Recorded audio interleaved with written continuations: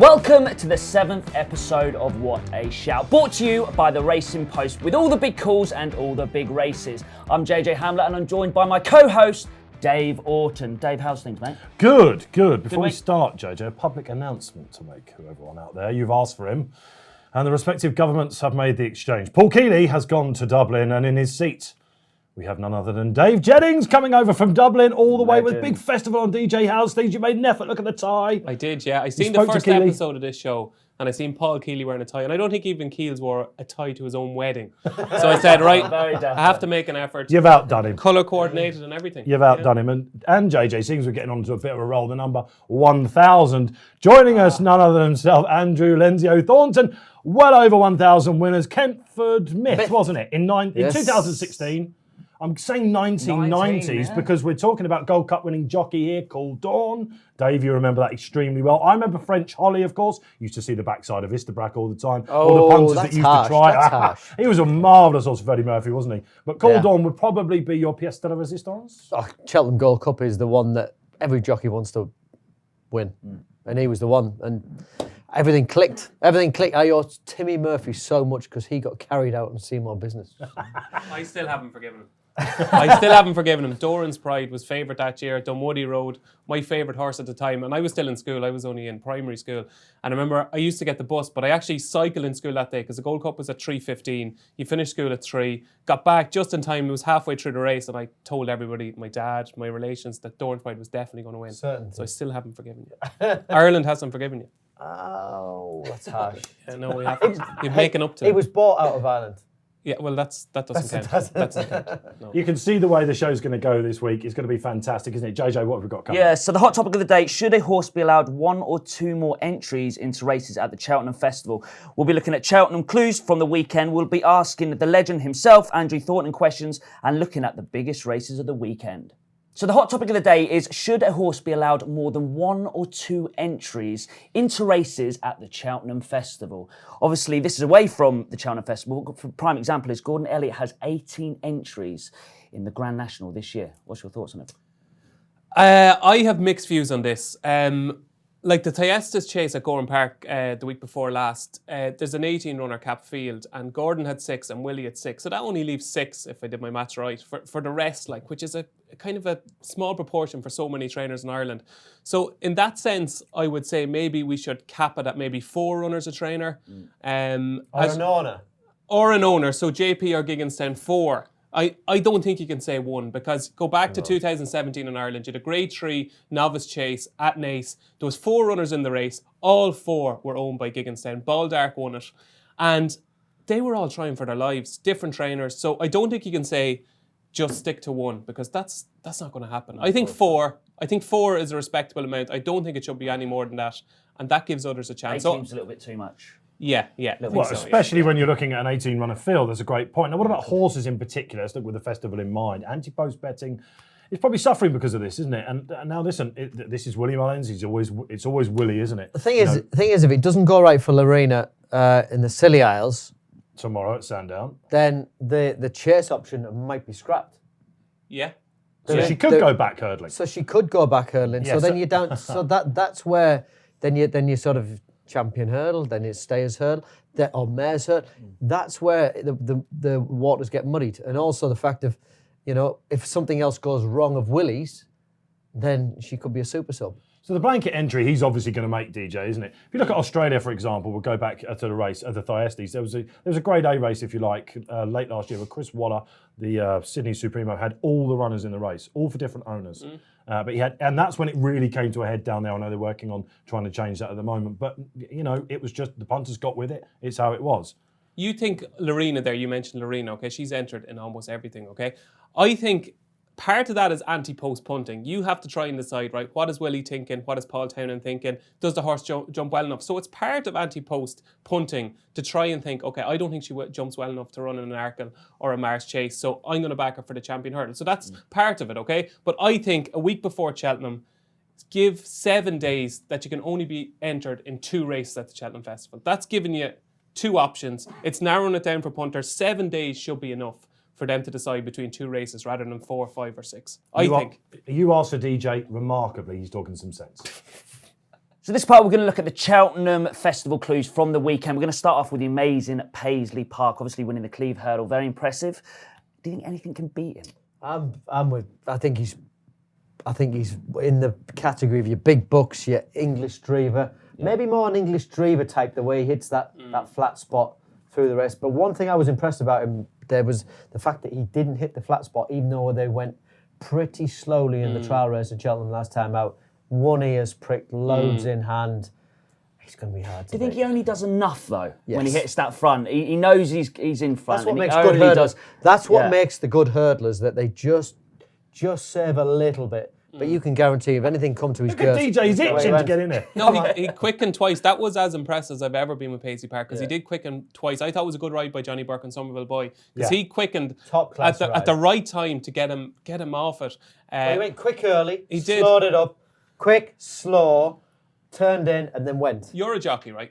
Answer me this. You know the way you say he's his 2 ears pricked, he's only just doing enough, okay? I watched the race back and I said the same. He's only just doing enough. His ears are pricked. Then I looked at the second, ears pricked, third ears pricked. So, does every horse not finish with their ears pricked? No. No? They're all different. Are they? Is it just Yeah. upright, slightly at an angle? Because I couldn't figure it out. I thought the first, second and third in that race, all of their ears pricked. I thought the second two were well and truly beat. I know they're beaten. His ears in front were Policing like these two that. was always going to be tough this week, but He's the the judge jockey, is he jumping knows. in. Absolutely, and the pundit. Can anything beat Paisley Park? Benny DeJour, if she turns up? Yeah, I think she would. Yeah, I think she would as think well. she's that good. Let's talk about another tactical race then. Bristol Demai versus Santini, another real big match race, wasn't it? Of course, if the Cat Fits didn't turn up really in that Paisley Park race. Would Bristol Demai have seen off Santini had he not made a Horlicks of that third last? And is the 33-1 about a Gold Cup third last year too big? DJ? No, wouldn't have won no matter what, because I thought the mistake that Santini made at second last was almost as bad as the mistake Bristol Demai made. Yeah, possibly worse. Momentum-wise, at a crucial stage, they're really quickening at that stage. Bristol Demai can't win the Gold Cup, no, because I think this year it's a better Gold Cup than it was last year. Now, Tristan Davis says you're all wrong, of course. We know Nigel gets a little bit touchy about the horse being called Bristol de Haydock, but he obviously has never won at Cheltenham before, but he does have The that only big way form. he's got any chance to me at Cheltenham is if it is a Desert Orchid Yahoo Gold Cup when it is up to their axles. The only way you could get that is if it was an absolute deluge for 24 hours. Well, it's possible. We know. Listen, let's not even start about the watering. Very, what very can happen good halfway horse. during the week. Could definitely be placed, but I just Well, it think was placed, yeah. I think he could be placed again, but there's just too many unexposed up-and-coming horses. that I think Santini could progress. Santini is tough. He's not what I would call a typical Nicky Henderson horse, but he's resilient, and he's only just learning how to, as Nicky said, he's learning how to train him. He needs lots and lots of work. So what about, obviously, Lady Buttons, the Doncaster, who won the Mayor's Hurdle? What's She's your a thoughts beauty, on- isn't she? Wouldn't Absolutely. surprise me. That could be the biggest each-way steal if she went Champion Chase. They're talking about it. They are talking about it. price. The owners want to go Have Champion I pinched Chase. your price? No, I couldn't see her mapping in a champion chase. I love her and I think she's a beaut and everything about her I love. She just Why loves not her then? racing. She's not good enough for that. Like if Defi Desoy runs, if Shaq and Persois runs, if Altia runs, I know it's all ifs, but I could pick 6 horses that could definitely finish ahead of her. Let's talk about Nace just quickly last weekend. Carefully selected. We had Patrick Mullins on a couple of shows back. He was always, it's this big thing every year, isn't it? Who's the RSA? Will it go 4 miler for Patrick to ride? He's on the record for 3. Is carefully selected the horse to give him the record, DJ? Definitely could. This horse is a serious engine. He's a proper horse. Now his jumping was not exemplary. He did make 2 or 3 really big He errors. was flat though, wasn't he? He was flat. They really rushed the preparation because there was only 2 possible ways they could get him qualified. That was that race and the 10 up at Navan in a couple of weeks' time. So if something went wrong there, they'd only one other option. So it was a case of getting him there. I'd say he wasn't in peak condition. I'd say you'll see him much better carefully selected at Cheltenham. Worthy favourite. We're getting rid of the January Blues. There were your festival clues. Okay, time for some questions and answers, hopefully, from Andrew Thornton. Andrew, the name Lenzio. Yes. People will be thinking, why on earth are we calling you that? I mean, you were one of the first riders to ride with contact lenses, but where did Lenzio come Lenzio started when I moved to Lambourne in '93, working for Kim Bailey. Went up to John Frankham's indoor school where Richard Phillips trained, and we had a football team going. So I got Lenzio. Simon McNeil, who was the oldest person in the weighing room at the time, got Senio. John Frankham was Franco. We had Baccio, Pat Thompson, Patio. Jenningsio. Well, we could have had Jenningsio, yes. It's funny you say that about Andrew's eyesight. I have terrible eyesight. Wear contact lenses all the time. They're in now? Yeah. They're in now, yeah, absolutely. And You sleep in yours? I sleep in mine because I can wear them for a month and I sleep in them. But I didn't wear glasses or contact lenses until I was 18. And it was an absolute disaster. What happened when you took your driving test? Yeah, but I used to play football and I was actually a reasonably talented goalkeeper in my time. But I remember going to trials for my county trials, okay? And I was so bad, right? I used to get the centre half to shout my name if he thought the ball was coming in my direction. So he'd shout, keeper, keeper. And I go running to try and find the ball. Studio. And then the ball Here is you there. are in the studio. Now, Andrew, did you ever forget your lenses or something like that? Was there a time when you were like, it's misty out there, lads? Yeah, I rode a winner for Henry Daly, the Malmö Fleet on Lancastrian Jet, Sandown. Just at the Cheltenham Festival then? No, it was at Sandown. Okay, the Malmö Fleet, that was not the Malmö, so the Peter Caslett. Okay. Peter Caslett, £50,000 race, but I didn't tell him beforehand, but I told him afterwards. Oh, really? Okay. And you know what? The horse never jumped better. It didn't. So you were just a passenger? I did it a couple of times as well, yeah. And then the second time I did it, Carl Llewellyn said I went and shook hands with the tree in the paddock. Let's just talk about the road to 1,000 winners, because obviously you've got over that 4-figure club. Now, I remember being on at the races. Took a long time to get there. And we used to have production meetings in the morning, and I'd hear these guys saying, today's the big day, guys, send the crew down. Andrew's going to get over the road. There was a bit of a wait, wasn't it? You had an injury, of course, leading up to that. People I had a lot of injuries. Well, you did, of course, but you'd always said you'd retire when you got to that. So No. People said I was one of them. That's what I will do when I get to 1,000. I never said that I will retire when I get to 1,000. All I said was I want to get to 1,000 winners, which gave me about another 5 years of my career. It was a few injuries along the way, ACL, broken arm, plenty of other injuries. And because of your height, you used to ride long, of course. That was. I remember you on Sir Rembrandt. I used to watch that horse going around with best mate, and it was pinching a place. They were good days. If he'd won, if he jumped the second last at Cheltenham, might have beaten best mate. Yeah, if somebody Shot else, Bambi's mother at the same time. Somebody else said to me, God, if another 75 yards you'd have won. So another 75 yards would have been in the car park. Yeah, right, fair enough. So quick question we want to ask as well. Is there any young and up-and-coming jockeys which is worth every pound of their allowance? Anyone out of the top five? The one that stands out at the moment is probably Jack Tudor. Yeah. You know, he's Potter's Corner. He did not look like a £7 claimant in the Welsh National. These kids have so much confidence. But he's another lad who's been brought up with horses all his life. Nephew to James, who was good point-to-point rider, and he's just a top-class horseman. Young lad, no fear. At that age, we've seen it before. We've seen it with. You don't want to put too much pressure on them though, because we've seen it with the likes of James Bowen had it. He's the next. It's very difficult once you've ridden out your claim. That's when it becomes difficult. Look at Dara O'Keefe in Ireland. Like Dara, the first 6 months of this season was incredible. Never been done before. Lost his claim. It's getting trickier, and he is. Because there's only certain big jobs out there. Yeah. That's all part of having a loyal trainer, though, isn't it? Someone, but obviously it's difficult, flat racing, jump racing, but it's having someone loyal. The hardest part for young jockeys nowadays is breaking into the big time, because of old fogies like me kept going till I was 45. Noel Feely, 43. The senior jockeys are going longer, so the young lads just have to bide their time, and they may not get a big job until in their 30s. So a couple of social questions have come in for you as well. So Daniel Phillips, having won in the Gold Cup, if you can get a leg on one of the contenders this year, who would it be and why? Album Photo. Yeah, I'm with you on that all the way. Another question coming in from Casilla Wilson. I think that's how we say her name. Casilla, yeah. Casilla. Okay, what was your favourite try to rack on? Up north, I used to love Kelso. Leicester. Why Leicester? Leicester. Because not many other people liked it. Fitzy. 999 winners. Fitzy was a great one for, I don't do Leicester on a Monday. Okay. So in other words, you pick up some decent rides there, you mean? But Robert Ulner, I used to get Robert Ulner to send all his chasers up there. Caroline Bailey had a load of runners around there. Real old-fashioned chasing horses, big fences. I couldn't see, so it didn't matter. A thorough examination there of Andrew Thornton. Right then, what a beautiful card we have for you in Ireland at Leopardstown, the first day of the Dublin Racing Festival. Now, DJ, you've been talking about all these horses as we've been going on with the great Gavin Lynch. Every Tuesday up in the ante. You've been loving that, and pundits have been loving it too. 13 weeks down. getting close now. And you've got a serious amount of viewers as well. You're rivaling us here. Yeah. I feel like I'm doing the dirt on up in the You wait till I come over there. Okay, so fair enough.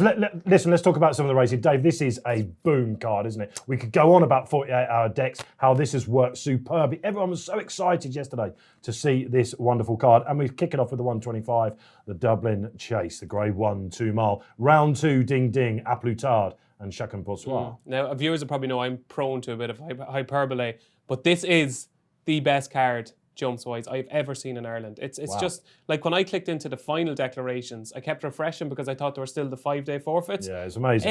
Every good horse stood their ground. This is a cracking race. Chacun Pour Soi, he needs to do it. You know, we've spoken about him for so long. He needs to do it.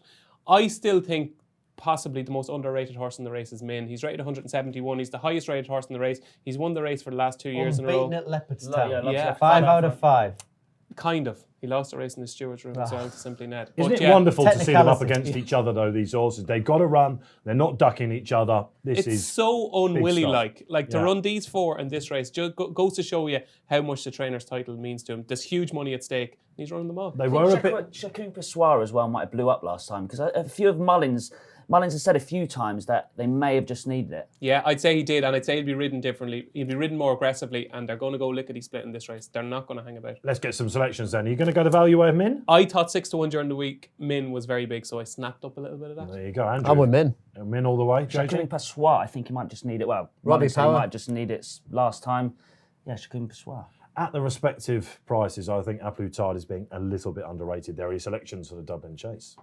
Have you placed a bet through the Racing Post app? It's the must-have one-stop location for all the best exclusive tips and horse racing news right in the palm of your hand. All you have to do is log in through your existing bookmaker account and you can place your bets without needing to leave the Racing Post app.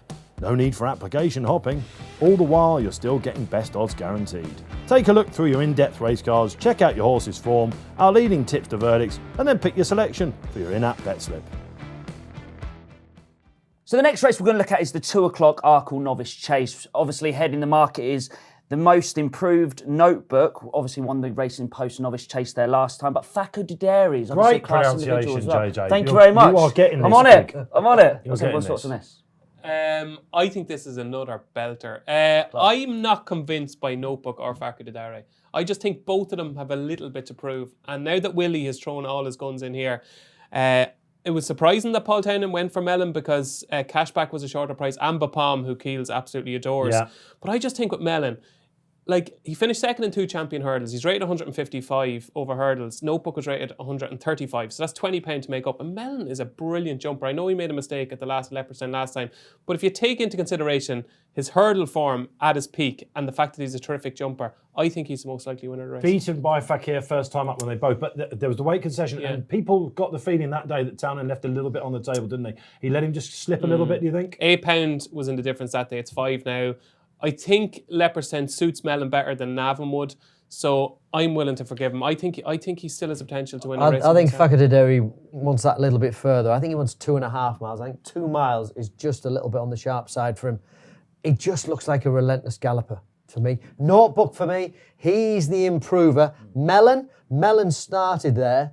I'm just not. I think Notebook. He's improving and improving. Slightly old horse Mellon, of course. And Henry de Bromhead just bringing those chases to the fore. I think it's the dressage that's helping. If people fancy Facu Dideri and have potentially are thinking of backing him for the Racing Post Arkle at Cheltenham, JP McManus has only had 6 runners in the Racing Post Arkle since the turn of the century. 6 runners in 19 years in the Arkle. He doesn't like the race. His last runner in the race was, I think it was Foreman, I think. Wow. So it's a race he just doesn't target. So just if you fancy Facu Dideri, I just hold back a little bit. So what's everyone going for in this? You've got Mellon for me. Notebook. I'm going for Notebook. Yeah, I think Notebook will probably just about hang on as well. Time then for this week's big call. Bruce Millington's turn to tell us exactly what we should be thinking about in the world of racing. Right, between now and April, racing has this most fantastic opportunity to make some noise and show the world what a great sport it is and what a hero it's got in Tiger Roll, who's going for his 3rd Grand National on the spin. It would be absolutely sensational. In the run-up to it, why can't we just all be peaceful, all get along? All this stuff by the O'Learys, threatening the handicapper that if they give him too much weight, he's not going to run. Of course he's going to run. We all know he's going to run. You might have a pound or two more than you'd like, but let's just please keep it clean, keep it happy. Let's go for it. Let's commit the horse to the race and let's all enjoy it. And let's hope that in April, the brilliant Tiger Roll can make history. Let's be nice about it. There you go then, chaps. Bruce, once again, telling us exactly how it should be. DJ, let's go to you because the O'Learys were mentioned there this every time around Cheltenham time. We had Dallas to Picton last week, and Irish horse's mark has gone way inflated. If he comes over it, he's going to stay at home, so they say. And now what do we make of this Tiger Roll? Do you think he will get Leeton C from Martin Gardner, the new handicapper, of course? No. I was actually at the homecoming parade for Tiger Roll in Summerhill last year, and I walked with Eddie O'Leary. Okay. And back then, so that's going to be obviously 12 months before this year's race, he was talking about the handicapper. And it was he said, it's up to handicapper. He makes a decision now whether this horse runs or not. He was already thinking about it back Enjoy then. the moment, man. And look, I can see where Bruce is coming from. Yes, we all know that Tiger Roll is going to run. Maybe the outside public are reading these stories and saying, oh my God, Tiger Roll isn't going to run. Why is he not going to run? So I can see his point there. But it kind of adds a little bit to the intrigue. Like, I think the O'Learys are great for the game. They're treated a little bit differently over here. Spicy. Yeah, but it's great. They have opinions. Yeah. They speak out. They say what they feel. It's not marinated in other stuff. They just say what they feel. And for us journalists, it's absolutely terrific. And if they're saying to the handicapper, it's up to you to decide whether Tiger Roll runs or not, what about it? So Andrew, as we all know, you've been around there so many times. Does the weight really matter though? Of course it does. Yeah, over 4 mile and 3 furlongs. If you can get an extra pound of a horse's back over 4 mile, 3.5 furlongs. He's a tiny horse, isn't he? Every time David gets off, Yeah, but so was Red after the Rum. National. So was Red Rum, wasn't he? But if he gets a mark, say he gets a £2 back, he's got an official mark of 172. If he gets a mark of 170, do you think they'll be happy? I think he'll run anyway. That's the Scott, most important thing. He will run. Like, I think everybody knows he's going to He's run. on course for the Boyne. Yeah, I think he's made giant strides in the last couple of weeks. It's obviously not ideal, like to chip a joint. Like it's a niggly little injury. But It was long enough ago. The good thing is it happened when it did. Yeah. To give them the chance to get them all been well. Reports very positive lately. Very positive. The filmmakers are waiting in the wings, aren't they? Horse of a lifetime, Tiger Roll. Right then, let's look at some domestic action. Big card, of course, away from Leopardstown at Sandown. Grade 1 action, the Scilly Isles Novice Chase. Certain David Jennings won this last year. Gents, it's going to be this kind of race. We've had a chat about it off air. We all fancy a different horse. Andrew, let's start with you. I'm going to go Grandson C, Paul Nicholls. Up in trip for the first time. Just got tapped for toe at Kempton last time. I'm a little bit worried about Lorena. A little bit of a blip last time out. I can understand coming back to Sandown because that's where Lorena came before she won the Champion Hurdle. Yeah, I can see why they're coming to Sandown, but Sandown is a big jumping test, and Lorena looked like she hated jumping at Leopardstown. She was very good when she beat Manila Indo at Gorham Park, but the first fence was a disaster. The second fence wasn't much better at Leopardstown, and she burst blood vessels, and I hate that in horses, so I'm going to take her on. Interesting, Nico de Bonville takes the ride. I'm going to take her on with Itchy Feet, who I think is a little bit underestimated. Third in last year's Supreme, and he was incredibly impressive. He beat nothing, but at Leicester, your favourite track, he was incredibly impressive. I thought he jumped like a real natural. The first fence, three-runner race. yeah, absolutely. He was 1 to 5, and sometimes you just have to believe your eyes, even though we have terrible eyesight. Well, there you go. But I just thought, I saw something in Itchy Feet that made me think he was going to be a better chaser than he was a hurdler. He was 150 over hurdles. Something in Itchy Feet. I Now, did. there is a line. Let's not go there. JJ, have you got a thought? Yeah, well, I think Lorena. I think sometimes you've got to, some horses. A lot of horses make mistakes. I think maybe you can dismiss last time. And I think she could bounce back, especially at Sandown. The ground for Lorena is something they must be looking at. It's going to be hot deep at Sandown again, of course. Tactics will be interesting. Think they'll fire her off? I'd say it's all about confidence for Lorena here. I'd say Nico will stay out He's a of trouble. positive jockey, isn't he? Yeah, I'd say if she meets the first on a good stride, you'll know if you back her. You know you're in for a good afternoon. But it's those first couple of fences are paramount. I'd be slightly worried about the bleed last time. Midnight Shadow for me, Sue Smith, horse that's really getting his act together. So as you know, here on What a Shout, we're all about the big calls and the big race. And we've got the 310, the Irish champion hurdle, where the mighty Honeysuckle takes on Sharjah. And let's not forget Classical Dream as well. What's everyone's thoughts on this one? Really interesting race. We're going to find out how good Honeysuckle is here. We thought we'd have to wait till March. We're finding out early with Honeysuckle. I just worry about her on this track, going left-handed over this trip. I think she could be tapped for toe. She could be absolutely a superstar. I think she is, DJ. But- I'm on for the champion hurdle. I think she I is. just think the way she jumps, she's not like Sharjah's lightning quick. He's neat, he's tidy, he's slick. She kind of makes a shape over her hurdles. I just wonder, when it comes down to the second last, if Sharjah gets a flyer and she's off it, I just wonder, has he got more speed for her? I think Sharjah should be favoured. And what about the ground with Honeysuckle as well? She loves it soft, but obviously it's slightly yielding ground now. I think she's Sharjah's going to love. I think she handles everything. Sharjah will love the Sharjah. The fact that watering won't suit Sharjah so much, but it's still going to be just on the yielding side, isn't it? Patrick made a point about that. He thinks that we're doing this horse down a little bit. He thinks he's fine on the ground. That's what he said when he came on. I'm just not sure he's actually quite good enough. I think we're looking at a champion hurdle division which has been crying out for a top notcher since Bouvardere maybe started to show signs of, Honeysuckle's interesting because she's dropping back.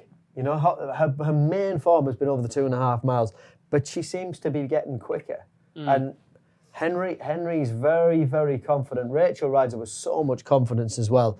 Her jumping's quick and slick, it's accurate. What about the left-handed thing? I want to get that I in, think DJ. it's more the fact that it's just the way it's done. If she has any tendency when you see her jump, she drifts a little left. I don't think it'll be a problem. I think it's just the circumstances where she's ended up racing. Yeah, like she's been to Fairyhead so many times. She won her point-to-point left-handed, which obviously is a bonus. But I just think when you go through and watch her races, like her last 3 races have been over 2.5 miles, and I think it was more the timing of the Irish Champion Hurdle rather than the actual Irish Champion Hurdle that kind of drew Henry de Bromhead to the race. I think this is the case of this will tell them exactly where they're going to go. Oh, with yeah. it. So it's a no-brainer. It's a no-brainer to go for the race. Would you rather take on Benny Dedu in the Mayor's Hurdle or take on Epatante in the Champion Hurdle? Ooh. See, Cheltenham's even sharper. It's even sharper around there. So that's shows another nothing one. at home. I said to Henry, I interviewed him Interesting. for the big read, and I said, what's she like at home? She said, everything you see in her races is what I see. I'm learning all the time when I see her in races because she just does her own thing at home. She is a supermodel, isn't she? So, selection time, chaps. Oh, Sharjah. Sharjah will Yeah, love I'm a Honeysuckle fan. Honeysuckle. Sharjah. Here come the girls. Honeysuckle for me. It's now time for the My Racing Double. Remember, check out the website, My Racing. Yeah, okay, so let's have a look what they've gone for. Both the Leopardstown, unsurprisingly. Fury Road in the 1250 and Honeysuckle, so they're going for a solid favourite. Now, these guys had an opening double, went in on the opening show, 18-1, that paid. They're still ahead, Andrew, as you pointed out, but they've become laser people. So is this one going to land? I don't fancy either of them. I fancy Get on! latest exhibition to beat Fury Road, and we spoke about Honeysuckle. I think Sharjah will have our measure. Oh, there you go, the My Racing Double. Do check out their website. That's a Saturday racing done and dusted then. Let's have a look at Sunday, another beautiful card from Leopardstown, starting with the Irish Gold Cup. Andrew, you made a great point off air about the owners. Yeah, nine different owners in there, 9 runners as well. Willie's got 3 in there, but it makes for a good viewing. Going back to what we were saying about the dominance and monopolies, DJ, who's going to win it? Oh, I kind of hate myself for this, but I'm giving Presenting Percy one last final chance. You won't be alone. Forgiveness is my worst trait, it really is. And I watched the Savage Chase at Christmas, and I just thought all the way around Davy Russell was maybe 2 to 3 lengths further back than he should have been. And then he had to make up the ground turning for home at a time when you don't want to be making up ground, that uphill climb into the straight in Leopardstown. And Is it not all about Cheltenham for him? It could be, but he needs to be running these races. I think ability-wise, I think he's got the most ability in the race. I think Delta Work is the battle-hardened one, the real kind of, the one you know what you're going to get with Delta Work. And Kenboy obviously is Kenboy, he was brilliant last year. But at the prices, if the Presenting Percy we saw in the RSA shows up, to me, he's going to take the world of beat. Kenboy did it last year. I thought it was a very, very good ride last year. Just took it up with a circuit to go. Weren't going quick enough. People said maybe got his own way, but I think he's progressive. He's still lightly raced for me, and I still think there's bundles of improvement. We could go on about the Irish Gold Cup forever, of course. Let's have a look about Thorheen in the Flowgas. When has a 12-year-old ever won a Flowgas novice chase? When has everyone running one? Stats with Faheen are just gone. Forget about stats with Faheen because he's ripping up every stat there is. A fascinating duel with Battle Over Diane. Battle Over Diane, obviously, RSA is the ultimate aim with him. Ground is a big worry for Battle Over Diane. I think he does want plenty of cut in the ground. And you'd imagine that Faheen would just have a little bit more speed. This could be the real story of the weekend, couldn't it? I mean, if he goes and wins and acts up, we'll see what he goes to. We think it will be the Marsh at Cheltenham. The But jumping's been the surprise how he's improved. Always worried when you saw him that first run when he got right in the bottom. But I think you just got to be brave with him. Do you ever wonder what would have happened if he wasn't such a good hurdler? Like, he could have won a Gold Cup. Yeah. Like, if he went chasing when he was 7, Like, he could have won a Gold Cup. Do you know one thing? That's the best word in racing. If. Yeah, I love If, it. of course. Well, talking about if, it was going Doran's to pride had won be, that it was Gold going to Cup. be if Envoy Allen turns up here, if Envoy Allen turns up there early in the season, you've got a line for him for us. Yeah, but Envoy LN goes straight for the Ballymore, missed the Dublin Racing Festival. They think they've their build-up work done, and they're happy that he goes straight to the Ballymore. Because, of course, he won at the meeting last year, didn't he? So he's a bigger break this time around. Yeah. Sure, look, he's done nothing wrong. He's an exceptional horse, deserves to be favoured, and he's really exciting. So finally, let's look at the 155 novices hurdle. Great race this as well. What's everyone's thoughts? Yeah, I like Mount Leinster in this for Willie Mullins. He's one of them less sexy horses from the Willie Mullins stable. There's not a lot of talk about him, but what he did at Christmas when he beat Antukas was very, very impressive. Antukas is rated 131 and he battered him. A lot of winners have come out of the race. Now, he's got form to reverse with easy work from their meeting at Gorham Park earlier on in the season, but I think he looked a different horse last time at Leopardstown. He's settling better, and there's 33-1 available in the Supreme. Not the worst 33-1 shot in the world. Mount Leinster. Mount Leinster, a sizzling Sunday awaits us. Okay, then, it's that time of the week you've all been waiting for. And I'll tell you what, we need to come back, chaps. Let's hope that this is going to bring some decorum to the panel. Because last week we had 3 seconds. How many Oliver Twister we want in the house? It was a painful viewing. I was absolutely robbed at Lingfield. I know that much. So I'll get my best bet in. I'll start the ball rolling. At Sandown in the 3 o'clock, the competitive handicap looked no further than Grand Morning. Lucinda Russell had Peter Scudamore in last week, and I was quite keen on this. It's been laid out 25-1. Grand Morning. I'm going to smash that on the Ladbrokes app with the Racing Post, that's for sure. What about you, JJ? Well, as you know, I'm mixed between two. I think Sharjah could cause upset in the champion herder, but also John Gosden's Courthouse it's on the flat in the Winter Derby trial, finished second in it last year. Andrew Baldwin does have Bangkok, which I know is a very good handicapper, but I think Courthouse, John Gosden wouldn't send it back there for no reason. I think Courthouse in the Winter Derby trial for me. Covering your bets. I'm going to go to Musselburgh, Scottish County Hurdle Trial, Ashington, John Quinns. Ran well round there last time out. I think might be ridden slightly differently this time around. He's got a lightweight. There, didn't he, of course? And he's on his second run in a handicap, and I think he's got an outstanding chance. A weekend winner from David Jennings. Of all the selections, and this must have pained you, because I know what you like to get them in. Just the one, DJ. Right, I might never be back here again, right? That's why I wore the tie. That's why I wore this rig out. There's a big chance that this will be my only appearance on What a Shout, okay? So I'm going for a big one, okay? 12:55, Leopardstown, Sunday. Black Tears, trained by Gordon Elliott, ridden by Davy Russell. In the pink colours. In the pink colours, very good, Dave. And 20-1 at the minute. I think that's a huge price. I've been watching it all week, wondering would that 20s last. It's still 20-1 with various firms. Rated 133, was fourth in the Mayor's Novice Hurdle at Cheltenham last year. Traded really short and running coming down to the last. Has bumped into Stormy Ireland on her last 2 starts over hurdles. This is a little bit of a drop in class. And 2 mile 2, Leopardstown, perfect. 20-1, Black Tears, there you go. Boom, 4 weekend winners. Time for the big call in the studio. We've heard Bruce Millington going on about Tiger Roll. What are we going to go about? What's grated us this week, chaps? What in particular would you like to see change with terminology? I know, DJ, you've got one, but I'm going to lead. And it's jockey criticism, Andrew. And I'm looking at you here in particular because I'm expecting some comeback here. You're part of the fraternity You can still, man. criticise me as I know much as you you are. like. You're part of the racing world. I'm not completely out of it. Listen, I find it very difficult to criticise a jockey. I mean, I go on Sky Sports like yourself. I don't want to talk myself out of a gig necessarily, but I find that they are very, very particular. We can criticise trainers, we can criticise owners, pundits get it all the time, I mean more than most, but they make the wrong calls. Gary Neville, for example, sitting on Sky, made a living, and people love to hear it about the fullback should have kicked it out or should he passed it to the centre forward. Why can we not all of a sudden criticise a jockey? I'm not talking. Listen, I understand about the young jockeys. I know we don't want to talk about the difficult ride. when you've got horses involved as well. It's not just a person you are criticising for doing and team sport, individual sport, tennis, football. We have horses are involved here. That's the big difference. They have minds of their own as well. Up to a jockey to put him in the right place. You might say, he's missed the break. But if he misses the break, if it's a standing start, he's missed the break, you're thinking, I've done my dough. What is he? You can't suddenly just make up that ground with obstacles in the way. He's got you there. No, well, listen, okay, I'm going to go to the greatest trainer out there at the moment, John Gosden. I saw him on myracing.com, okay? He said a beautiful line earlier on this week. He likened horse training to cooking. He said you get all the ingredients right, you buy all the right stuff, you put it all together, and then within 4 minutes, someone comes and ruins it. That's cooking. He said it's exactly the same as horse trading. And he was talking about jockeys. Now that was putting a jockey on top. That was down under, where he can get away with saying it. The jockeys expect it, the punters expect it. Here, we've become too frightened to criticise jockeys. I'm expecting jockeys to come back on this show. I should say that right now. So we're not trying to scare you away, but I just think we need to be a little bit more. I totally agree with Andrew, and I think in horse racing, you're obviously football and things like that. It's an individual player, it's a person. You've got horses involved, and it's a split-second decision. Coming from an ex-jockey, of course. Yeah, well, it's a split-second decision, and sometimes it can go right, sometimes it can go wrong. So it's very difficult to criticise a jockey unless you're in that position. And then, like I said, it's that quick second decision. Sometimes you get classic cases.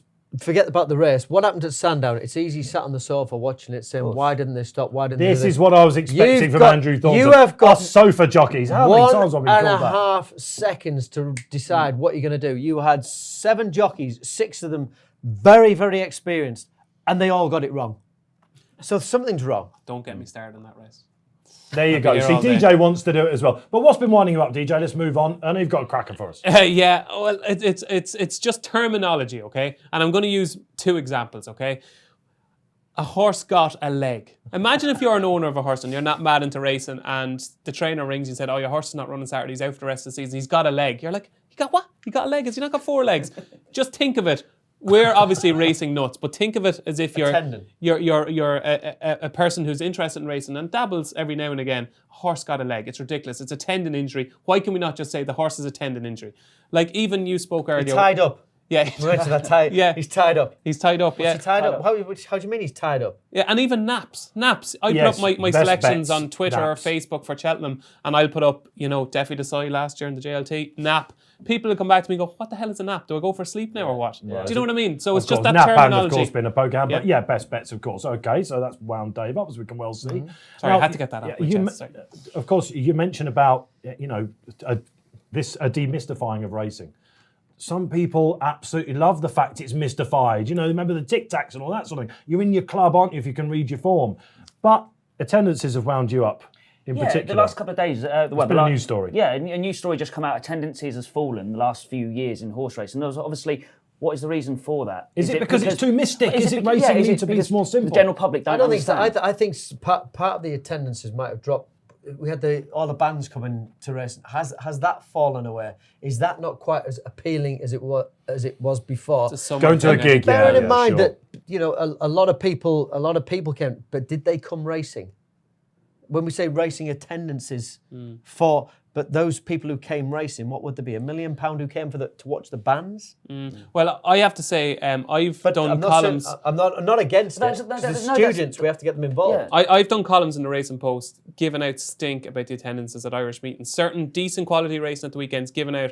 I got a shock when I watched the opening show on ITV a couple of weeks ago, where they were doing a segment with the bookmakers, and it showed the attendances, the amount of bookmakers on one side, and the attendances at the meeting at the other side. I couldn't believe it. It was 4,000. 3,000, like big race courses, big meetings, and 3,000 and 4,000. I was shocked. I even spoke to my dad about it, and we both thought that the attendance for these meetings would be 5 figures. I'd argue cost would have a lot to do with it. Yeah. Yeah. So okay. How much does it cost to go to a football game? To watch football? I think what it is getting people to understand the sport more. It's targeted to a certain demographic. But for example, since I've left horse racing for a few years, when I did the X Factor and things like that, people who would ask me if I said that I was a jockey, they go, "Oh, a disc jockey," and then I go, "No, horse racing." And the second thing they'd always ask was, "Oh, how many horses did you have?" They wouldn't understand what goes on behind the scenes in horse racing. Have to get the students more heavily involved and get them early. Give them the opportunity. This is your big call, Lenzio. Give them the opportunity to come racing. How many universities are out there? Yeah. They have got time on their hands, but it has to be done to get them from the universities, get them to the races, take them back again, but give them the experience, also, get them involved. As you know, there's nothing better than going to like Cheltenham, for example, one of the best. Obviously, the Dublin Festival over this weekend is going to be absolutely amazing. But you look at like the way Australia did it with Winx, and I know it's a specific horse, but when they've got the flags going and they're giving all these spectators a flag and they're getting everyone involved, I think that's what racing needs over here. I know Cheltenham do it quite well, and certain courses do it well, but do you think they need to do that more? Richard Phillips has had a great idea about having a day for the racehorse and giving that opportunity and getting horses. It's not about people coming to the horses. I think it's about us getting the horses to the people and just getting people to have that affinity with horses. And we mentioned about having affinity with horses, and you mentioned about having the affinity with Winx, the Australians.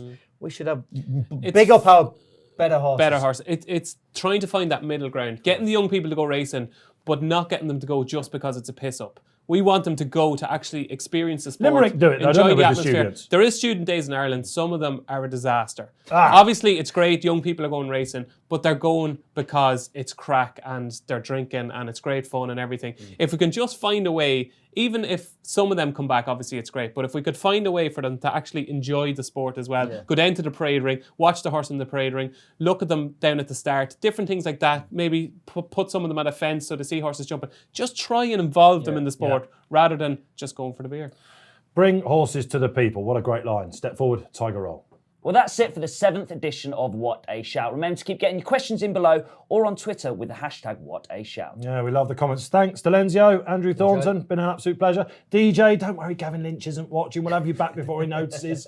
Thanks for coming over, DJ. It's been an absolute pleasure. We'll be back with you next Friday. Bruce Millington in the chair, Lizzie Kelly as well. Don't forget to download the free Racing Post app on the Download Play Store, App Store, whatever you're listening on, be it Spotify, Apple Music. I hope you're enjoying the show. Don't forget, if you're having a flutter this weekend, do it responsibly.